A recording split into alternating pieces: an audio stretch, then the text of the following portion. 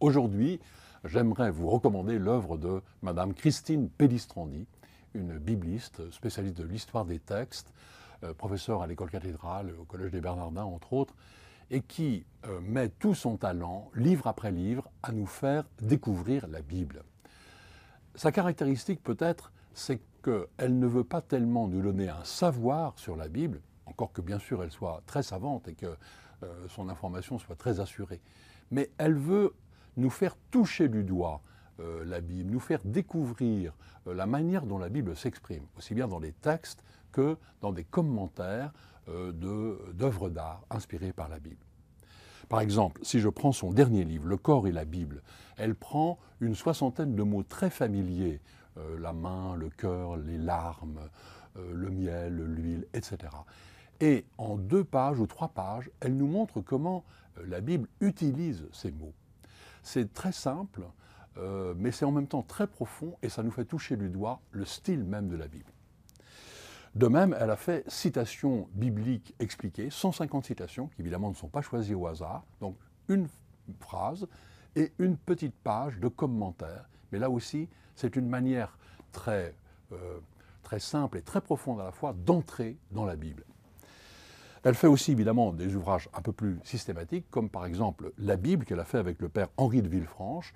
Donc c'est une présentation synthétique de la Bible pour, j'allais dire, tout honnête homme qui a envie d'avoir une présentation simple mais très solide de ce qu'est la Bible. J'ai une admiration spéciale pour son livre « Femmes de l'Évangile », où elle reprend 5 figures de femmes du Nouveau Testament.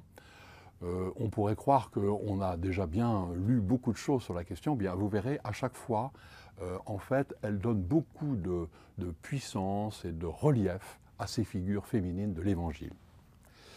Si vous voulez découvrir les évangiles apocryphes, évangiles sur lesquels on s'exprime pas mal de fantaisie quelquefois, eh bien, prenez Découvrir les apocryphes chrétiens, un livre qu'elle a fait avec Édouard Cotenay, qui est un professeur Institut catholique de Paris, et un grand spécialiste du Nouveau Testament, donc qui donne vraiment une information solide sur les apocryphes. Et Christine Pellistrandi choisit 20 œuvres pour montrer comment ces évangiles apocryphes ont influencé l'iconographie chrétienne. C'est superbe. Et ça fait la transition donc avec 3 livres que je vous présente maintenant, qui sont des commentaires de livres d'art. Je commence par Le Christ de Silos.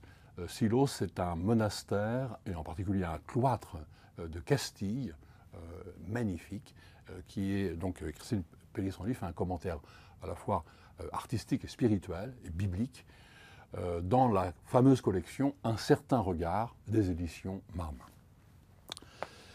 Je vous signale aussi un livre qui s'appelle Eucharistie, petite catéchèse en images.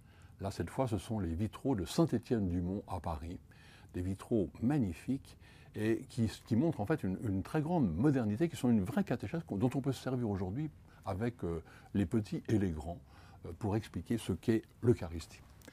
Et je termine par un livre qui est en fait, je crois, pour moi un chef-d'œuvre, Contempler l'Apocalypse, qu'elle a fait aussi avec Henri de Villefranche, avec une longue préface du cardinal Lustiger. L'Apocalypse est un des livres les plus difficiles pour nous aujourd'hui. C'est un style très différent de notre manière de parler. Raison de plus pour essayer de le comprendre, en particulier à partir de 2 manuscrits enluminés que Christine Pellistrandi commente. C'est absolument splendide. Voilà.